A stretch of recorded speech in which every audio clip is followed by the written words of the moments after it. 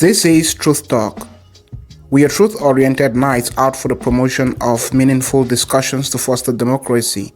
At Truth Talk, we believe the force of argument supersedes the argument of force.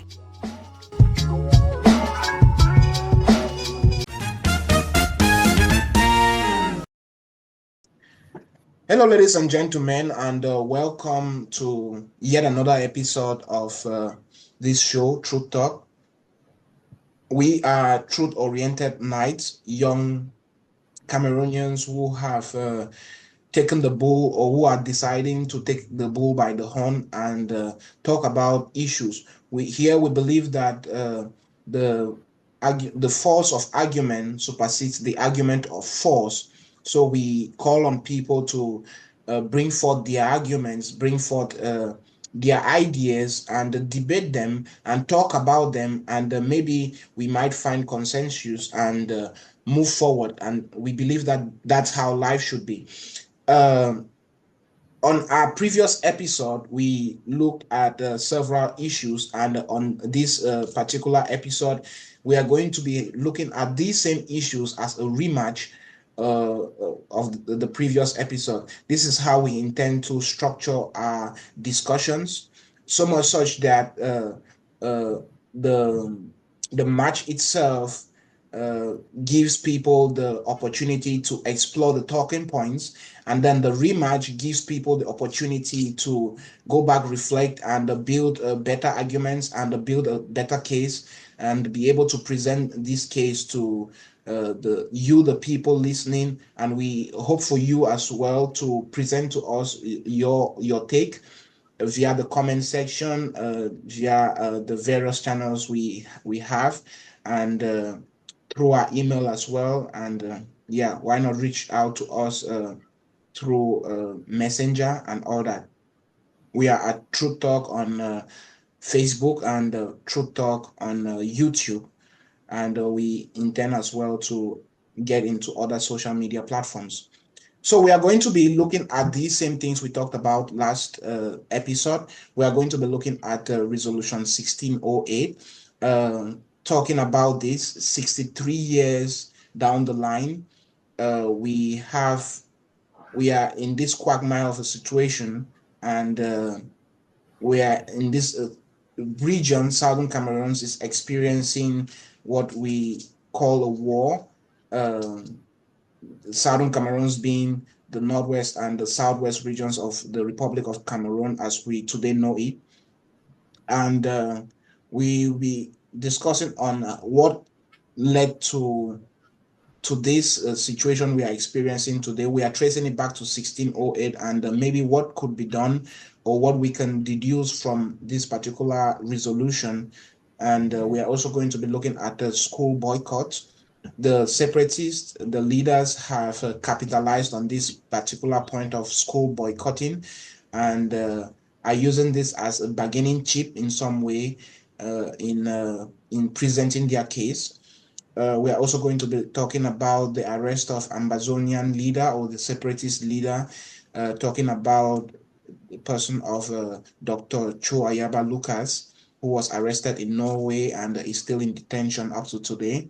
And we are also going to be talking about October 1, October 1st. A lot of us recognize this date the minute it comes out of anybody's mouth, or the minute we hear this date. Uh, Resolution 1608. Ngabo, we didn't talk very much about Resolution 1608 on the last episode, so I was hoping that you are going to start this session and give to us one think about Resolution 1608, and if we should be looking at Resolution 1608 if we want to resolve this crisis. That's to say, Resolution 1608 in the resolution of the of the crisis or of the war. Yeah, thank you for giving me the What's the opportunity, background you have? and thank you for giving me the opportunity to present myself and to talk about this case concerning Resolution 1608. I think this Resolution 1608 is what we should tend to look at in order to look at the future, because it always says we have to look at the root cause of every problem if we have to solve it, and we have to trace this back to the resolution 1608.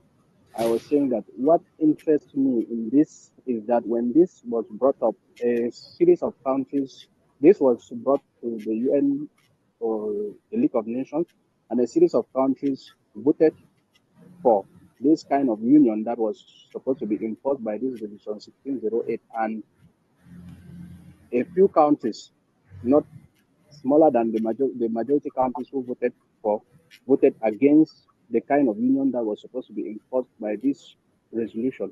And amazingly, La République de Cameroon was amongst these one was one of these countries that voted against this resolution. So if Cameroon itself thought that the kind of union that was being brought up was such a union that was going to start violation of the trusteeship agreement, and nothing that there shall be future political, constitutional, and sociocultural and economic problems, then I think it's a call for concern.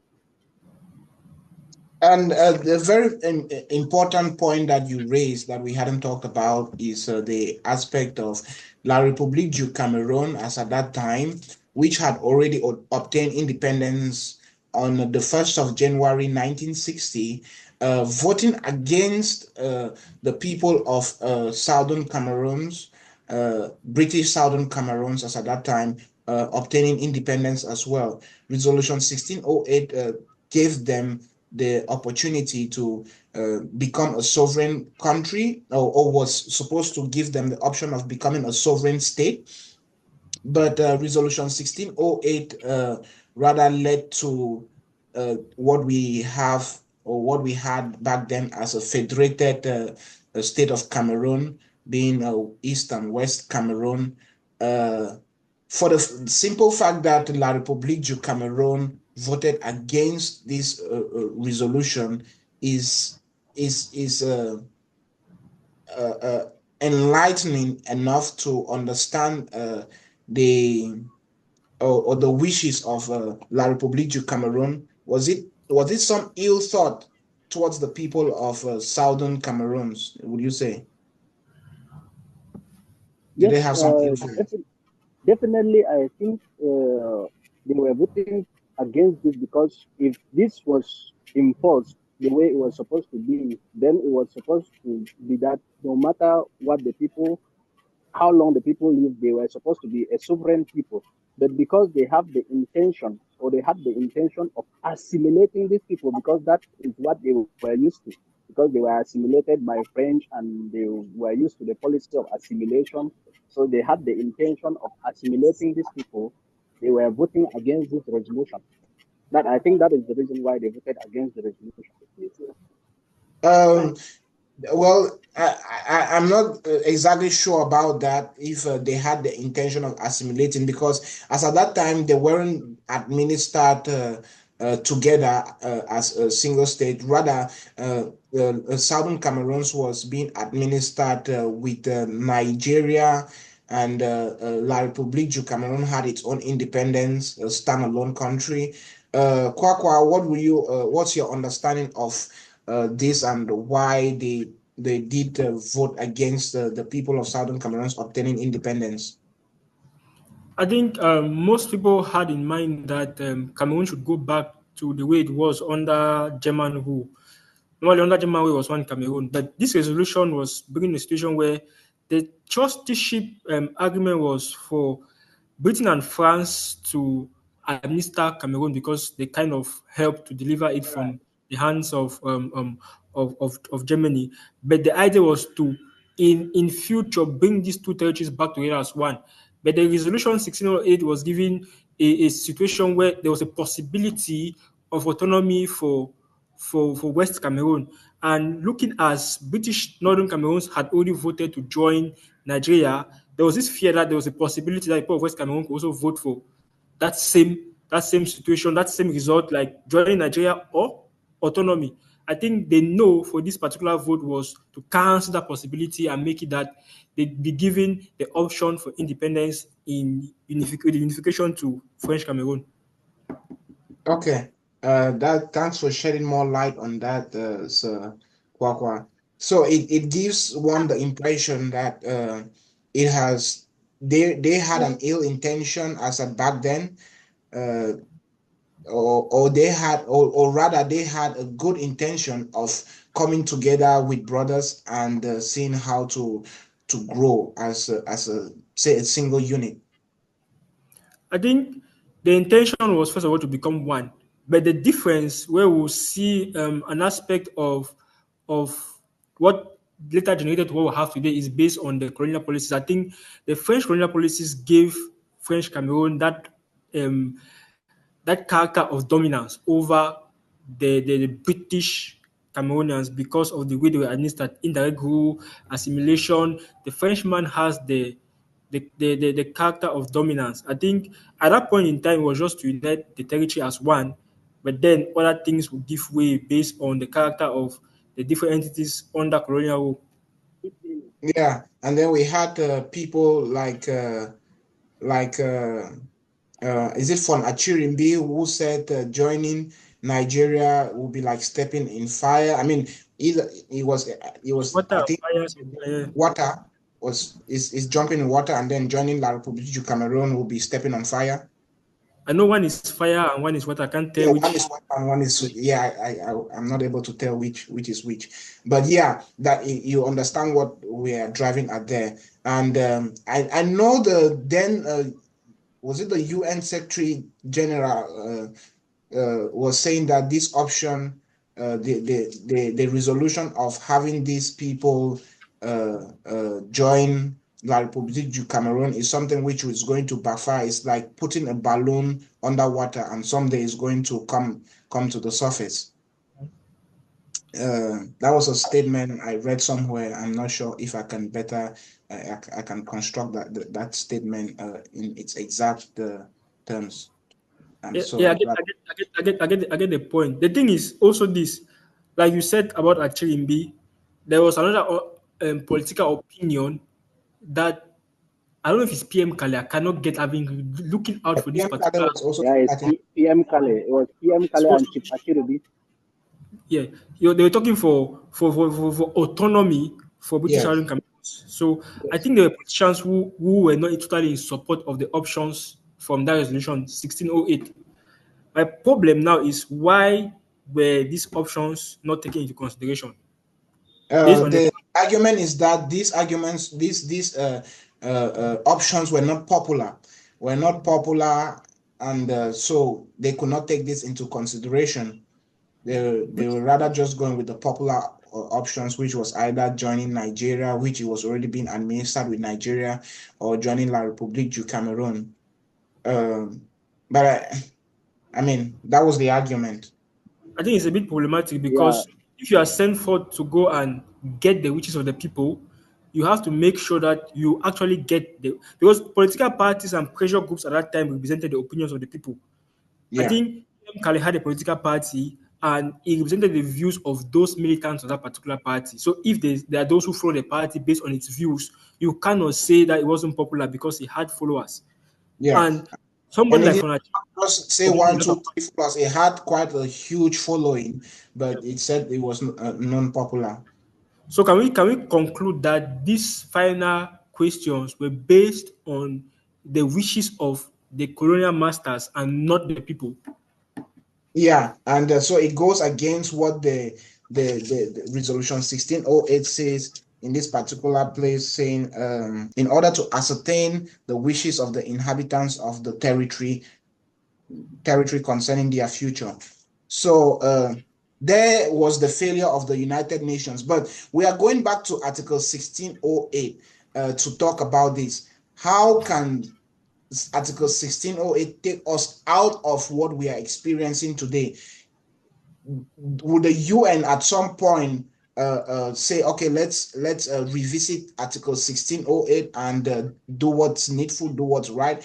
a lot of public opinions is that this would never happen. This is not happening. This would never happen. We discussed a bit about this last time, saying that the UN now has become a very polarized body, and you will not have some of these resolutions go through.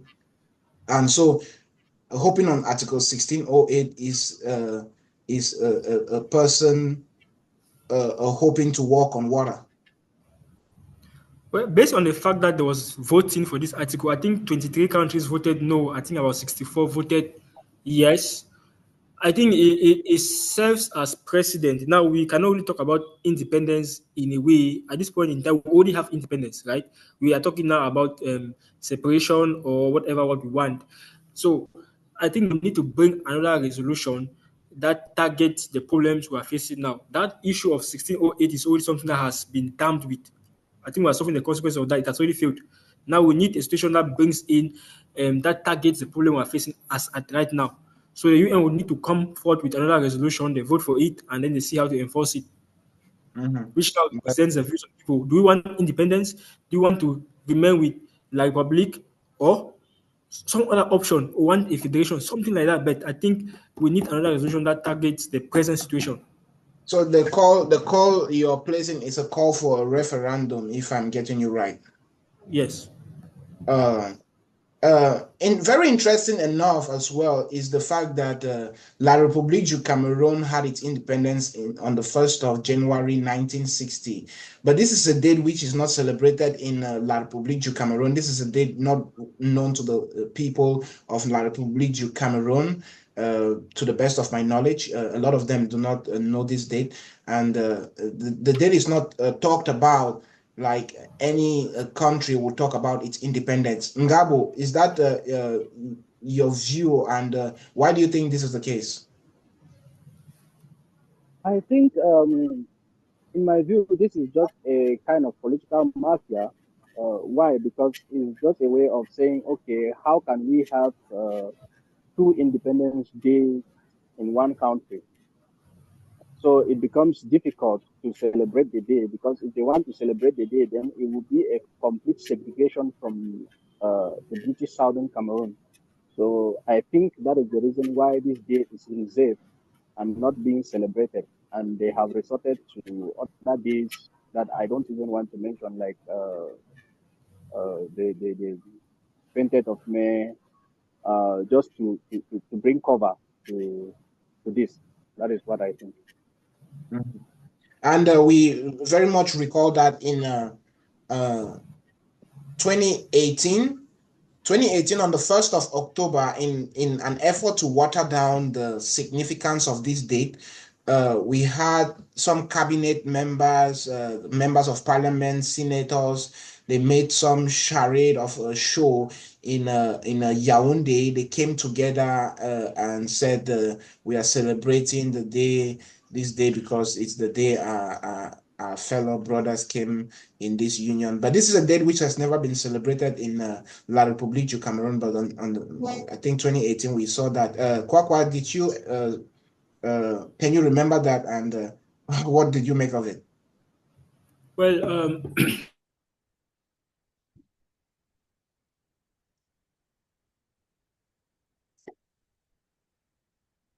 I'm not sure if your mic is good. I think it's good. Oh, yeah. Can you get me now? Yes. Okay, so I Yeah, don't yeah. my the info about that is a bit sketchy. Where I was at that time, I didn't really have access to TV or to information. It was basically out of network. So, but what I will gather from this, why is not celebrated on first October and 1st January. Um, I think they tried to sugar. I don't know if sugarcoat it or to hide it under 28th of May, like to say, okay, this is when the referendum of 20th May 1972 was held, and the vote was a complete yes for to change from a federal republic to a united republic, a unity state. So for the very first time, we had a common identity, right? We could have said, okay, Federal Republic is one country, but then we still had the issue of 1st October independence and 1st January. But the one point in time where we can say, okay, we became actually one and the history begins from there is that 20th May. I think Cameroon National Day is 20th of May. So I think that's from the background where we start celebrating that. And looking at the situation from 2016, there is the need now to reiterate that, okay, 1st October is not a thing, 1st January is not a thing. The actual matter, the actual issue is 20th of May. Yeah. Okay. Um, I mean, but they do still celebrate the 11th of February. This was the plebiscite day. I'm not exactly sure. From my understanding, the French people usually celebrate the day of the vote, while the English system usually celebrates the day of the actual event. Uh, but let's keep that aside and let's look at the issue of school boycotting.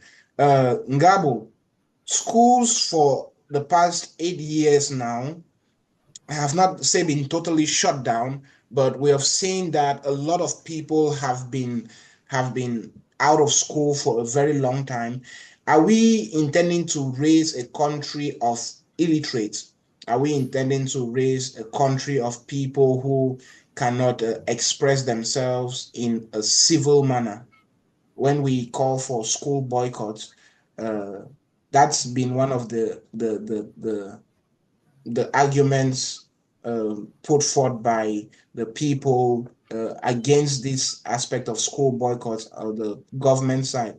How do you raise a nation with people who cannot read and write?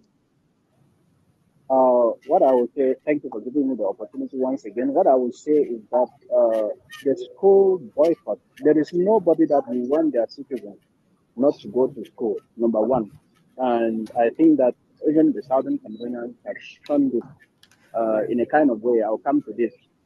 During this, the shutdown of schools was because the country was in a serious crisis and it was not safe for anybody at the time.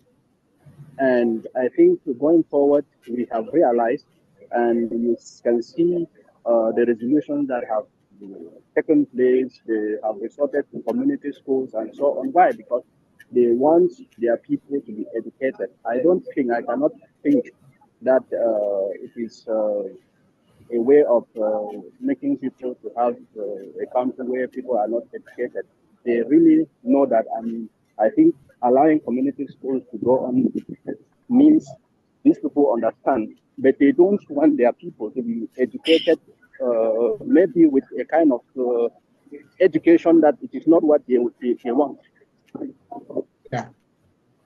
Okay. But what I will say, number one, is that at that time it was not safe for anyone to go to school. Yeah. Because the country was in serious crisis.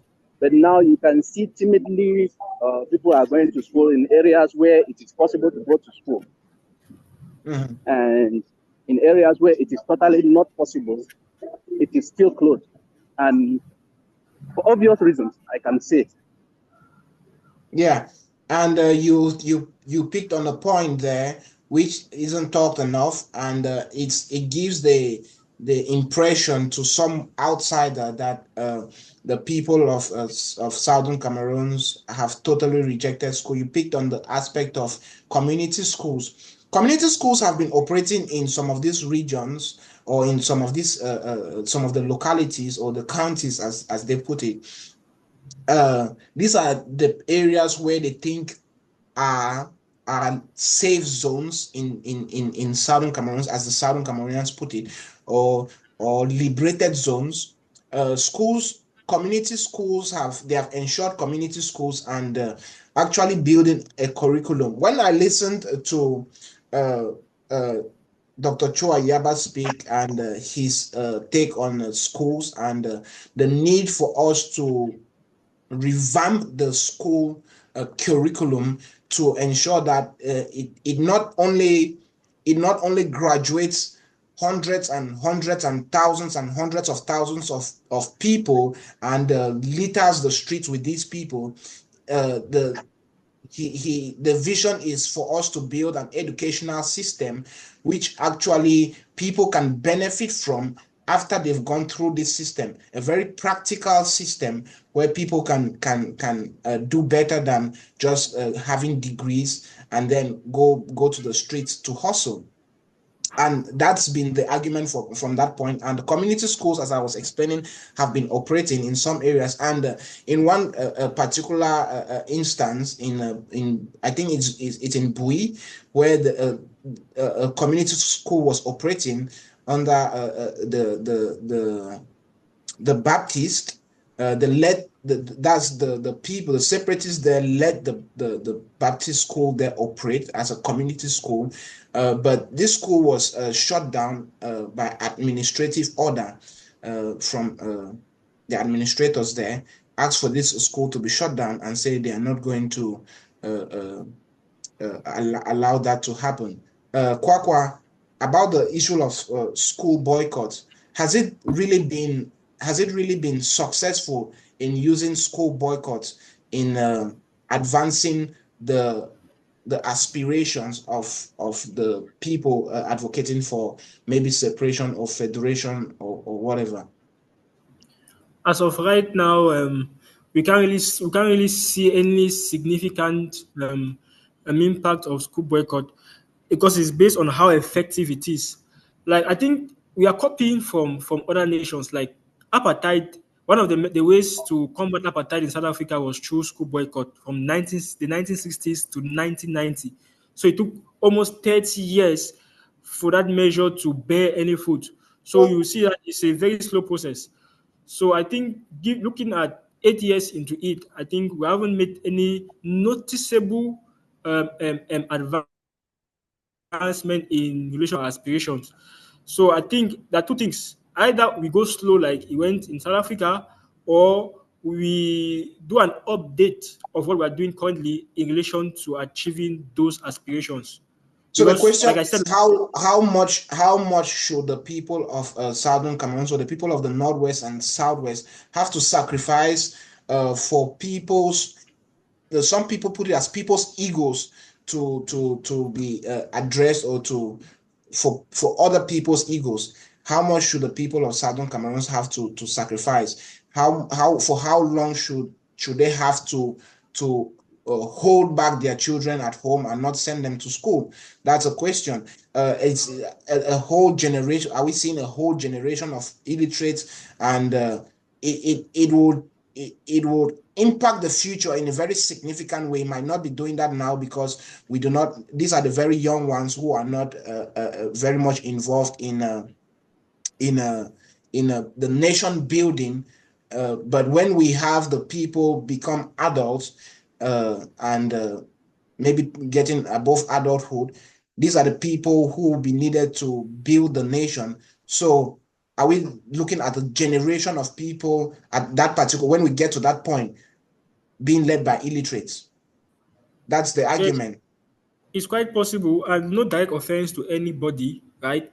For the encounter I've had with most of the guys, that's the liberation forces, some of them are practical in their approach, most of them are educated in their approach, but you cannot argue the fact that there are a lot of illiterates who have guns. When I look at that, there's no problem with Asia having a gun. But I imagine a territory of people who don't go to school for say 8 years, and I look at that gap of 8 years in 20 years time. There will be a gap when you have a certain group of adults 20 years from now who are not as educated as they were supposed to be because of this period we are living in now. It will impact the future in the time to come, and what do we do then? I think it was a good approach, but we have to look up into it and see how to adapt and go from that. Because the progress, like I mentioned, is not really significant.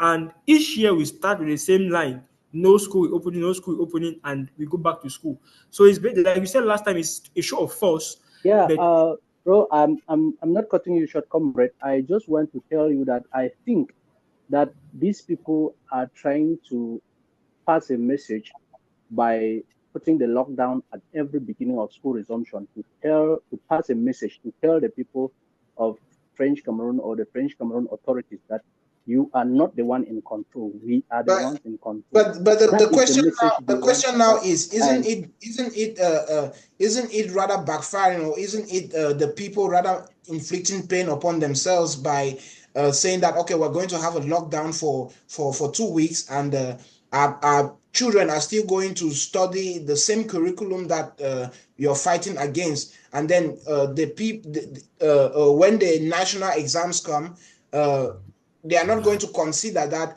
these people were not in school for 2 weeks. They have lost 2 weeks. 2 weeks is a lot of time to do a lot of work, and to go with the curriculum. I mean, you know how cumbersome it is for some teachers to go through uh, uh, uh, the entire work that they have to put out before the exams. So you're taking away 2 weeks from these people, and you're not giving them back. And it's not just those 2 weeks; it's those 2 weeks and every other single Monday when the people of La Republique go to school, but the people of Southern Cameroons do not go to school. And not only Mondays, other days, other big days, as they put it, that are restrictions are imposed on this region. We had the other day, Teachers' Day. Teachers' Day, school boycott was called, or a lockdown was called. So many lockdowns being called, and the people still have the same curriculum to go through to write the national exam. So how reasonable is this, Sangabo? I didn't want to say it is reasonable. I was just wanting to bring out their motive.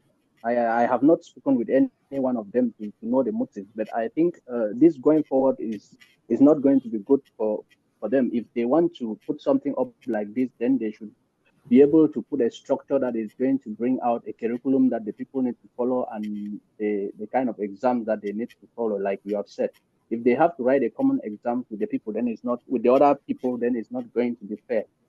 But I Yeah. think, like I said, that is the motive that they have. They want to show that they are in control. But what are the consequences? That is what we are looking at, and which is the consequences is really serious. And the consequences as well on the Southern Cameroonian people. Sir Kwakwa, how is it that you're fighting for, as you claim, to liberate a people, and then you're calling for school boycotts, and then it doesn't end at that? I mean, some stubborn people are always in the community who go out on these supposed lockdowns that you have called, and these people, some of them are targeted, some of them are done away with. Uh, we have seen that with school kids, a community which would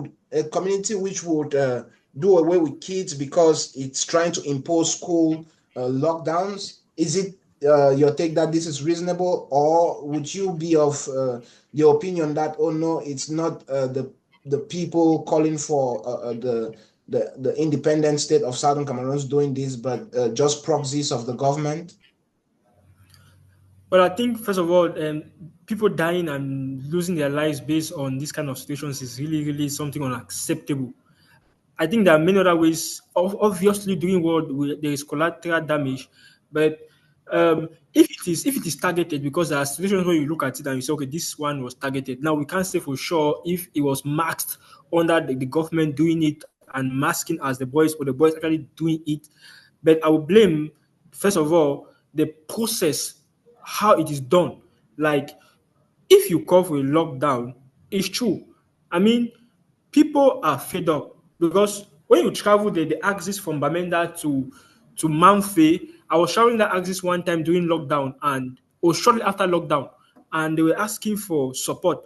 And I remember one guy was bold enough to ask, "We are just from lockdown, and you are asking us for support. Where do you think we had the money or work the money from to give you for support?" So I think Exactly. people losing their lives is terrible, and I don't think that is worth it. That you go out, you target people, you say, okay, we told you guys to stay home, so you came out, and so we're going to teach you a lesson. That's not a lesson. There are many ways of teaching somebody a lesson. Take them to the bushes, whip them where, maim some of them is okay, right? At least we can accept that than killing them. Because once you kill somebody, that's the end of it. But I believe if I beat you well and you go to the hospital and you spend enough money, next time there's a lockdown, you will know from those marks on your body not to hit the streets. But there are a lot of families that are mourning today and that are disgruntled against the boys themselves because of those that have lost, have suffered in their hands. Now, that aside, you will see how unnecessary that suffering was at that point in time. But for them, they are doing it for the future that they are hoping for. But For a for me, greater good. yes. A greater good. A friend of mine, I discussed a whole lot with a friend of mine, and she was like, "What's a greater good in having or in walking over dead bodies to get to a greater good? What's the greater good in staining a path with blood to get to that greater good? Um, where is the moral standard you are at, or where's your moral compass in your advocacy for an independent Southern Cameroons or an autonomous Southern Cameroons? Where do you keep your morals in this when you intend to walk on dead bodies and the blood and just to get there at all cost? I think that's the That's situation we are at this point in time, and the people are suffering. The people are in the middle of it, and there is really nothing they can do about it. Because if you want to move to Douala, life there is hard, right? So you rather stick to your Bamenda or your Buya or your Kumba, wherever. Basically, the people are suffering more now than they were before. But those are the effects of war. So the question I keep asking myself is this: who are we fighting for? Are the boys just fighting for themselves because they have the power to do so, or they're actually fighting for the future, that beautiful, that utopian society that we keep talking about? Because as of right now, we are 8 years into it. I keep asking this particular question: what have we gotten from this whole fighting? Is massive exodus from people. That we have IDPs, we have those who have lost their lives, we have those who are missing. There are families who have still not seen or found family members. We don't know if they are dead. We don't know if they have been kidnapped or whatever. So I think that in addition to this crisis, we cannot really say for sure. That's a fact that the military is not doing some of the acts that we think is done by the boys, or that those acts done by the boys are actually done by the boys. But I think that we need to be able to say, okay, this person is for good, this person is for bad. But now is at the very beginning of this war, I remember I used to support, like when we used to hear of things like Squad 121, the guy who appeared somewhere, shot somebody, disappeared, how they were fighting, and you could see the good from that very beginning. All of us were in support of it because we knew that they were protecting the people. But once civilians started dying at the hands of the boys, it became an issue. Civilians started dying at the hands of the military, it became a serious problem, a call for concern. I think the first thing that has to stop is the reckless and useless killing of civilians.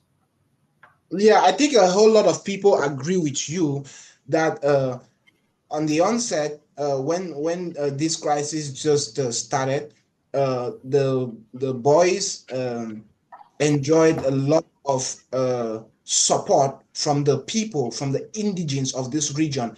But now a lot of people think that uh, these boys are the outcasts, or should or are not the people we should turn to.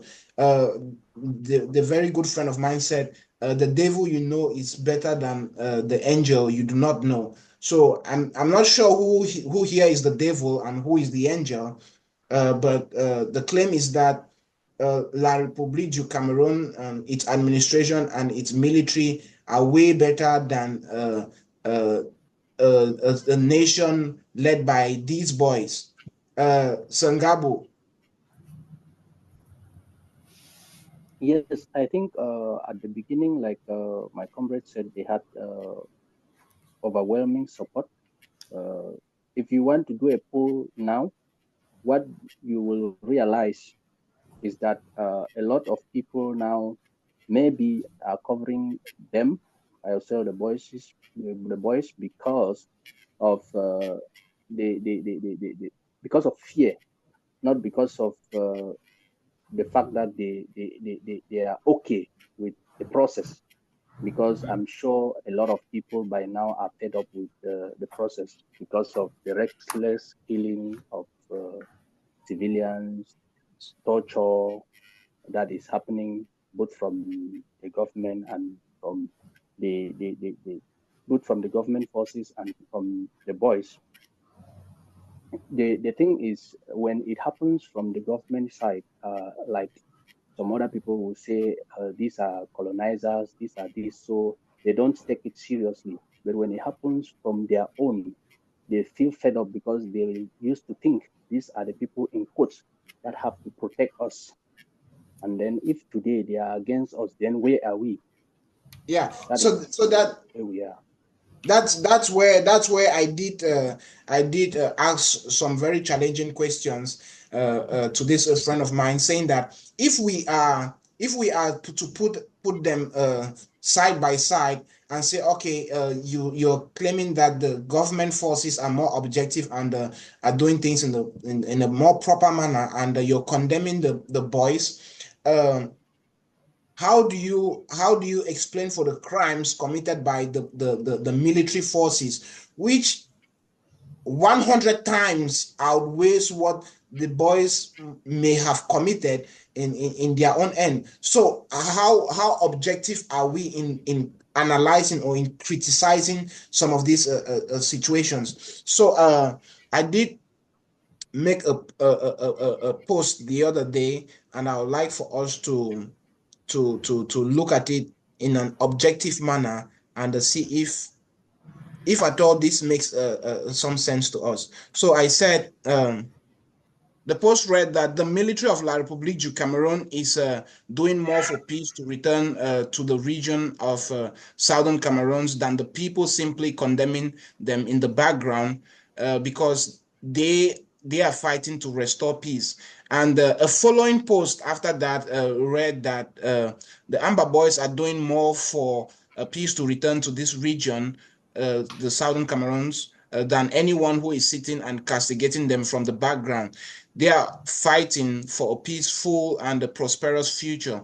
That's at least what they believe. Sir Kwakwa, um, would you look at it in the same light I'm looking at it, that the military in its own side, or La Republic in its own side, is thinking that what we are doing is the right way to go about finding peace and getting peace in this region, and the Amber Boys in their own perspective as well is fighting for the greater good, as you put it? I think at this point in time is none of them are fighting for peace. I Mhm. think La Republic is out to crush an insurgency in its national territory. At least that they see it as the national right of the government to do that. And And the wouldn't that lead to peace no, no, no. in that You region? you you end the crisis, but you will not bring peace because there will still be people who are disgruntled. Mhm. To do that, you have to kill a good number of people from that particular area. That you make it impossible for them to ever rise up again and bear arms. Same thing as those fighting against La Republic see it as them fighting for their freedom. So the way a freedom fighter thinks is till the end. Either I die or I succeed. So they will use every means possible to get to those goals. But I think the problem lies in professionalism. When you study civil military relationship under political science, they'll tell you that a professional military should not even attack a civilian. So if we are saying that okay, we are independent as Ambazonia or we are independent in national territory as La Republique, the military in the first place, if it is a professional military, should not harm or attack a civilian. Based on this argument, both military of different territories have in one way done something that has affected the civilians of both territories. So the military of La Republique has harmed civilians in British or Anglophone Cameroon, same way as the Ambazonian Liberation or Defense Forces have harmed civilians. So I would say because they lack professionalism, that's what gives room for these kind of things to happen. So at the end of the day, they're not fighting for peace. They're fighting to be victorious. This one wants to crush the other person, and that's just it.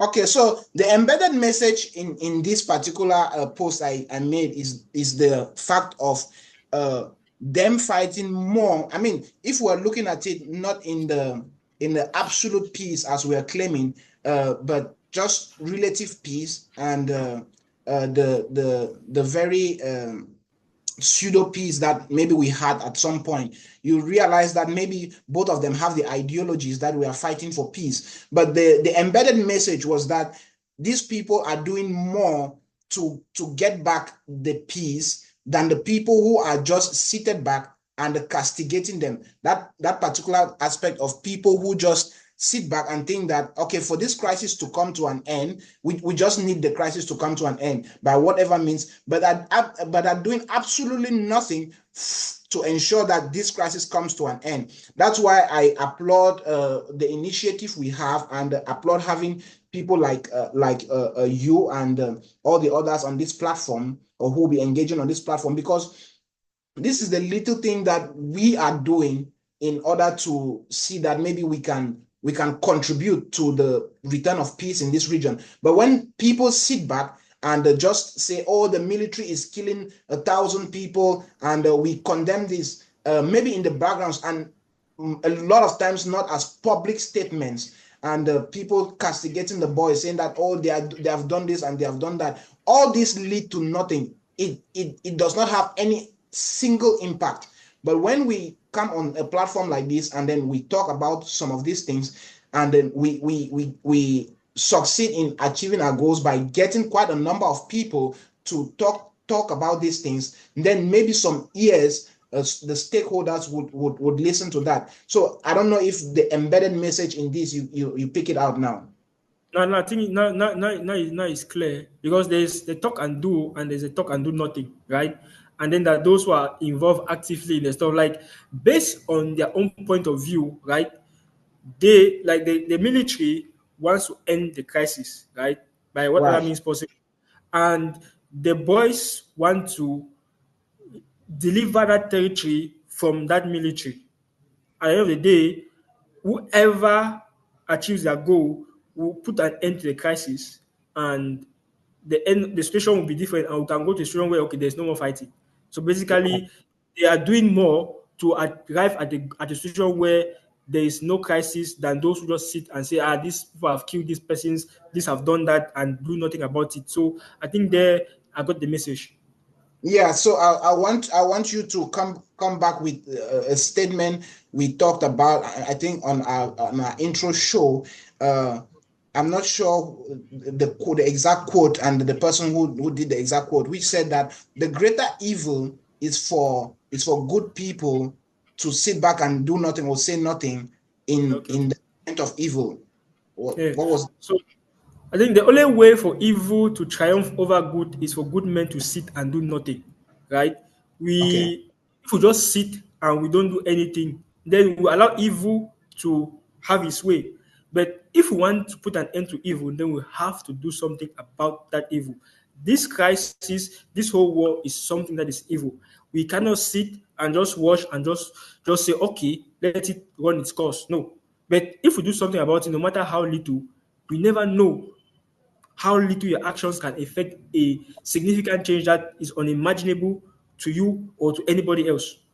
And then another statement, I want to quote Dr. Martin Luther King, who said that at the end of this, we would not remember the words of our enemies, but we'll remember the silence of our friends.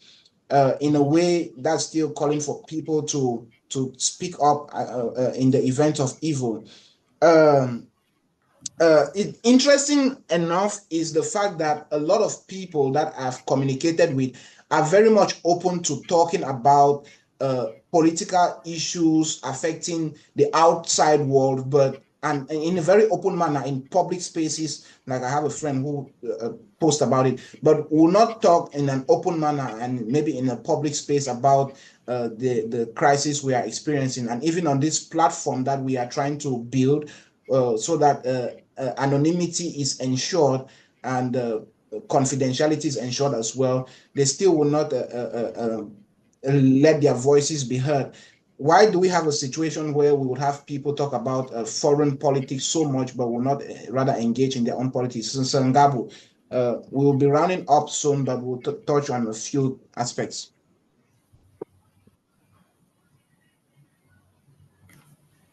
I want to say people have learned by they say people have learned by the example. From the example, like they know if you are talking, you are being arrested, you are being castigated, and so on. And so maybe few people don't know how confidential this forum is. We will keep preaching to them and saying, if you stay back, if you don't do anything, then you let evil prevail, like our comrade Kwakwa just said. So we have to do something. And how do we do something? We cannot sit back and talk about other things outside and forget at the ones that are happening at our own backyard. We have to step up. We have to do something, and we have to do something now to make sure we at least contribute, if not with actions, but our voices to in somehow bring an end to this conflict and then returning to lasting peace. Okay. So Kwakwa, there was the arrest of one of the prominent leaders, Dr. Cho Ayaba Lucas. How does this particular arrest change the dynamics of what we are experiencing on the ground today? What do you think that would happen from this? Are we seeing another Naira 10 with people being arrested, arraigned to or carried extradited to Cameroon, and then they'll just languish in jail? Or what would be the impact of this particular arrest? And I think it's going to raise more of an alarm now. Like the first arrest of the Siseko and the first government and locking them up, I think it created a certain level of impact. But I think this one now, people are talking about it actually. Like you are just he's just somebody who's just talking. So if you go to extradite and bring him back to Cameroon, obviously human rights activists start asking questions. And I think that when they start asking questions, like the goal of this project is to raise arguments that will make people ask questions. So I yeah, think if we bring him back to Cameroon and put him in jail, people start asking questions as to why, right? He has spoken like any other person has spoken about the crisis, and probably maybe he has instigated people to do stuff. But you cannot arrest him based on that. I can tell you to do things, but how you act based on my information is left to you, not to me. So bringing him back to this nation and putting him in jail, I think if the world sits quiet, then I understand what I talk of as international hypocrisy is really an actual thing. okay. From my own understanding or from my own point of view, I think that the arrest comes in time to help the cause, the people or the separatist cause. In a very large way helps the cause because, as you said, it raises eyebrows. It now makes people talk about the situation ongoing in that region. It now gets a lot of these international bodies. I mean, Norway is one of the countries in the ICC, and we know its role in resolving the crisis between Israel and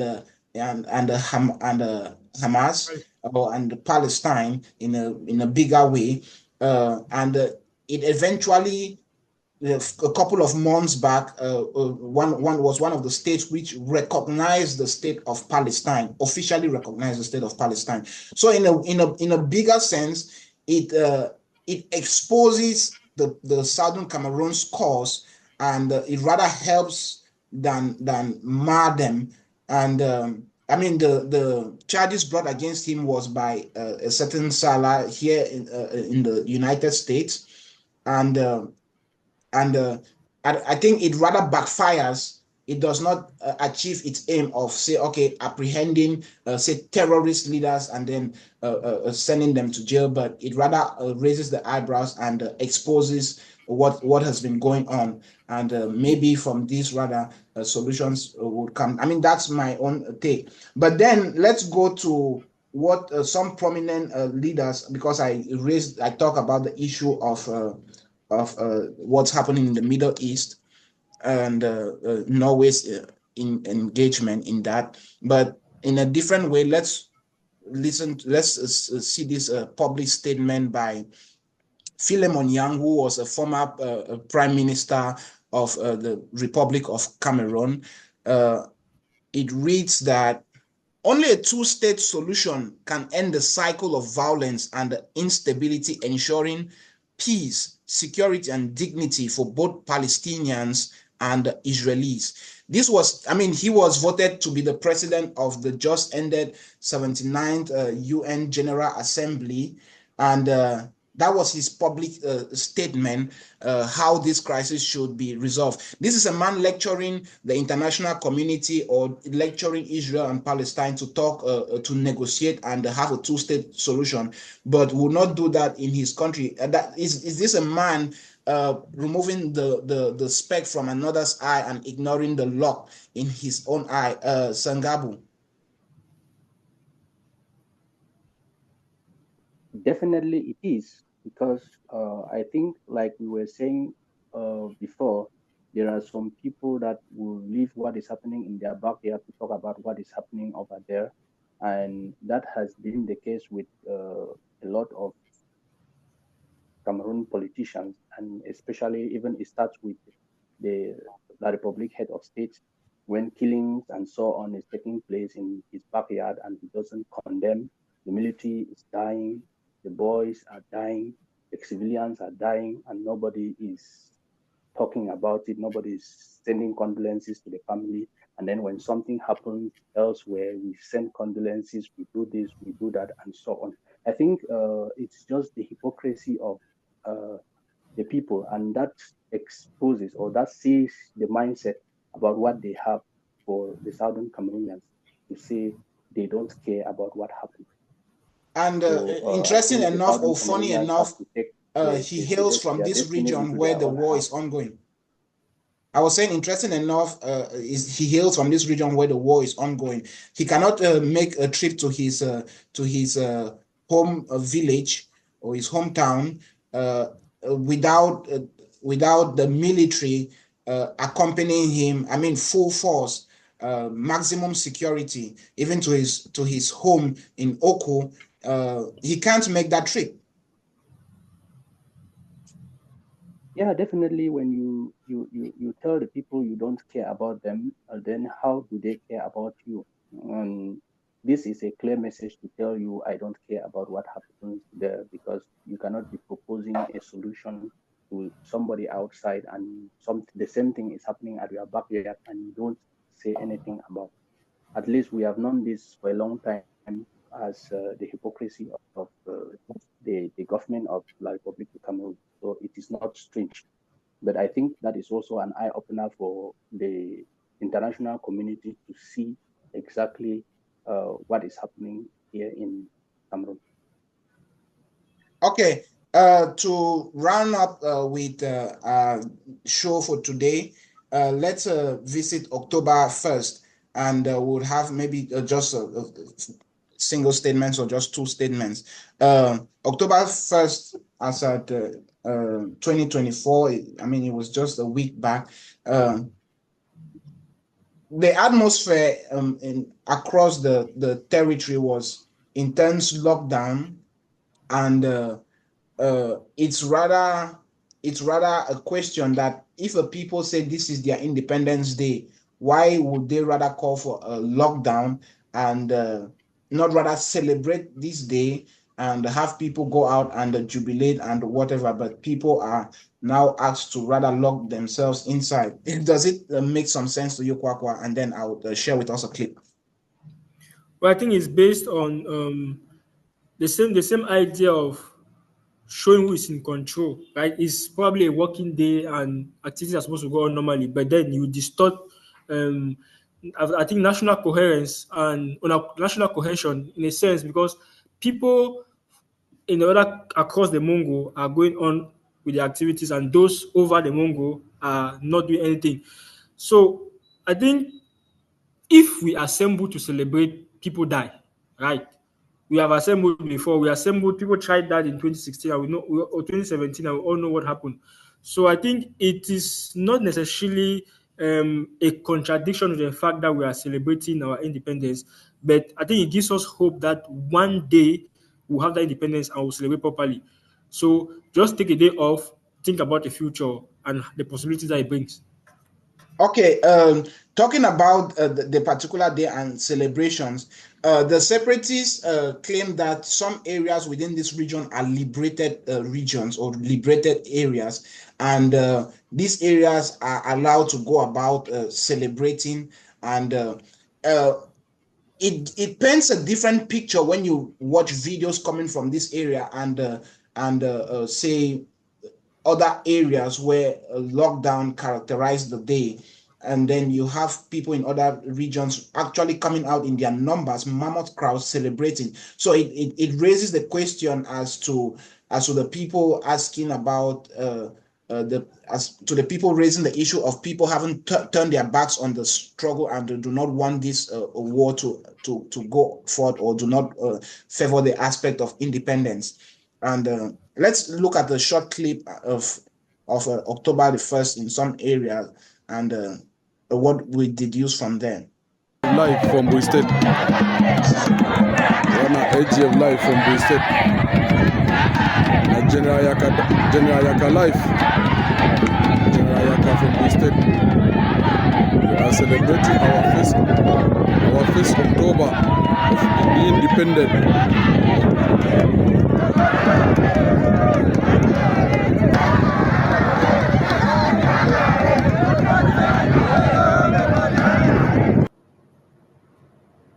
Okay, so that was a short clip from the celebration in one particular area, and then we have this one in another area where you actually have a huge show of the military presence in what they call a liberated area. In this particular clip here. And the people celebrating.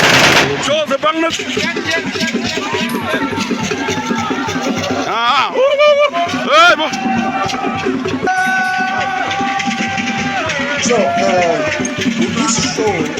with this show of people celebrating in their numbers and the show of force, and if you look at the military displays, you see that these people have succeeded in building a huge military force, what they call a contender force, and the military artillery as well. They have improved on that, and now have sophisticated weapons. Are we seeing this war, and are we seeing this war go for a longer period than we would have imagined? And what can we deduce from these October 1st videos of people really celebrating in their numbers, as opposed to the claim that people have forgotten about the show and do not support what is going on the ground? Let's have 1 minute from each of you, and we call it quick. Sir Kwakwa, let's go with you first. I would think normally it's war. Obviously, there are areas where you'll be victorious. Victory comes in stages, right? You conquer an area and then you expand. But I think they are I would say in areas that have like difficult accessibility issues, right? So you can, in that kind of area, you build like a fortress, and if you say somewhere like Akwaya is difficult for the military to get there. And but it's a sign of hope that what they are fighting for is actually achievable. And looking at 8 years and what we have, the areas we have liberated, like the question is how long we can go. This crisis has a potential of being the longest crisis in Africa.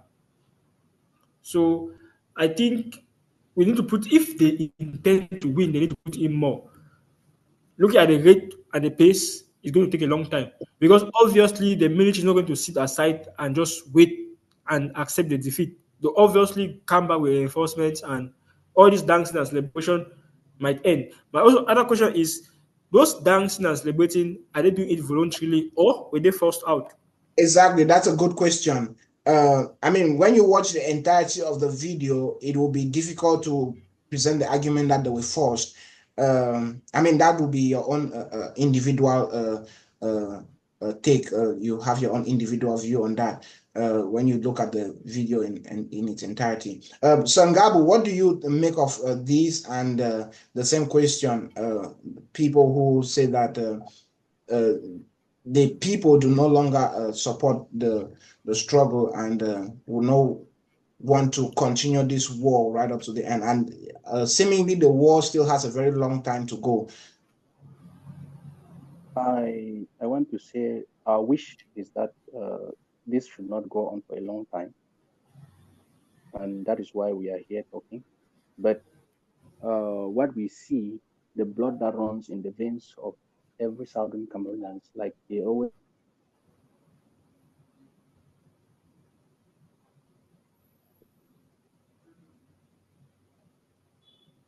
I think your mic is, I'm guessing it's internet problem, The uh, internet issues. probably internet issues. Uh, but a concluding statement, one concluding statement from you, Kwakwa, while waiting on Gabo, if his internet is going to be stable for him to give us a concluding statement. One concluding statement, and then we call it a quit. Looking at the first point of discussion, Article 1608, I think the UN has a greater role to play in this conflict, more than what they've done so far. I would say they are the grandfathers of the problem. So they should be able to step up. They failed to give out their will, dividing the property between their children, and now their grandchildren are suffering. So I think it's time for them to come back wherever they are and say, okay, this is how it should be. They have a greater say. They should come back, call these parties to the table at a territory where both persons, even those who are the underdogs, feel comfortable enough to come and negotiate. As of right now, for 8 years, we cannot say for sure what the UN has done. Nothing can be said. Nothing. The only thing is the humanitarian organizations that are here, but outside that, nothing. So those who are dying here, are they animals or are they goats or are they sheep that are taken to the slaughter? Because nothing is being said. I think they failed in Resolution 1608. It is time to come back and correct the mistakes of the past and set the stage for something that will help to solve this conflict. So Ngabo, if you're back with us and your internet is stable, one concluding statement. Yeah, like I said the only thing that I would say is that until the philosophy that for one race superior and another inferior is totally destroyed, like was said by Bob Marley, there will be always be war. So what we intend is that the war should be short-lived. Nobody wants war. That is why we are here. We are doing everything to see that there is peace. So what I think is the only way to peace is through dialogue and negotiation, reconciliation, and how this can be done is the parties called, people have to choose a plebiscite, for example, where people have to choose what they want and how they want it. And I think that is the way forward. If this is done soon, then we will be out of this war before we know it. Okay, ladies and gentlemen, that was it from Truth Talk.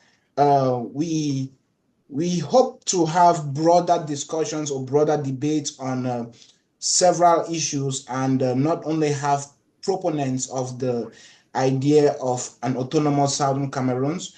We invite people who would want to differ with the points or want to have a differing argument and to come forward on the platform and present their case. And let's see how we can talk our way into peace. Let's see how we can negotiate our way into peace. Let's have consensus on some certain things. And who knows, we might realize that an autonomous Southern Cameroons is not the answer, but restructuring and rebuilding a united Republic of Cameroon, as somebody might want to put it, and that might just be the solution. We never know.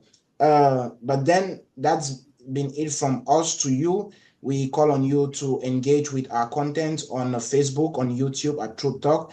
Comment, give us your take, and give us talking points so that on our next episode, on our next debate, we look at these things.